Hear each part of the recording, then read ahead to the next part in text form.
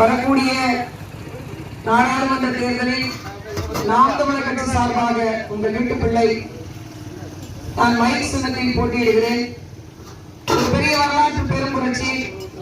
ஓட்டுக்கு பணம் கொடுக்காது, மக்கள் பிரச்சனைகளை மட்டுமே பாராளுமன்றத்தில் பேசி அதை தீர்த்து கொடுப்பதற்காக ஒரு இளையதலைமுறை கூட்டம் உங்களை நோக்கி வந்திருக்கிறோம்.